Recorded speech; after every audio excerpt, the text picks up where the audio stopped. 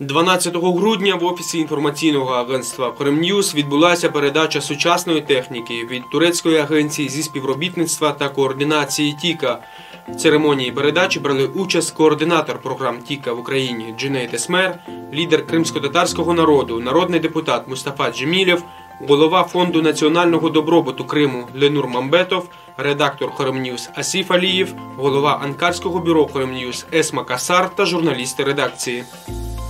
Ama savaşın çeşitli yönleri var. Propaganda yolu, informasyon, o da bir cephedir.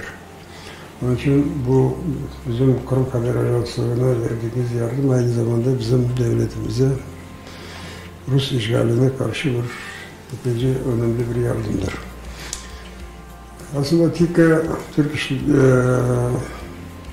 İşbirliği ve Ajanslığı tam bu Ukrayna bağımsızlığını kazandığından ve Kırım Tatarları vatanlarını dönmeye başladıktan beri bize daima destek veriyor. Çok sağ olunuz. Мы от лица Фонда национального добробута Крыма рады поддерживать наши национальные СМИ. У нас их не так много, и поэтому нам очень важна их работа.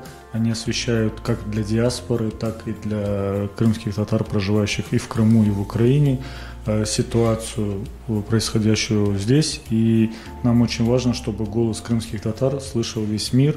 И мы приветствуем то, что вот КХА в последнее время сделала большой шаг по развитию своего веб-сайта. Есть переводы на многие языки: турецкий, украинский, английский, арабский. Спасибо вам за работу. Иншаллах, надеюсь, что вы дальше будете процветать и развиваться.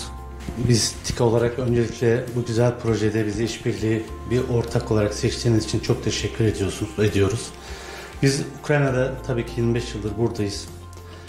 Çalışmalarımıza devam ediyoruz. Bizim çalışma alanlarımızdan bir tanesi de medya altyapılarının güçlendirilmesi projesidir.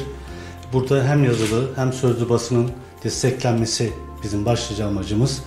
Özellikle de bu savaştan sonra dünyaya, Ukrayna'da olanları daha objektif olarak yansıtması için buradaki medyalı güçlendirilmesi bizim için de çok önemli.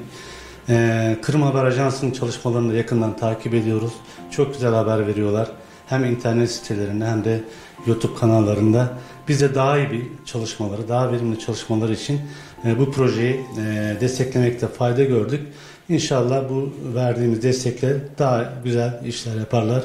Ukrayna halkının burada çektiği acıları, buradaki şeylerin daha güzel dünyaya, kamuoyuna aktarırlar.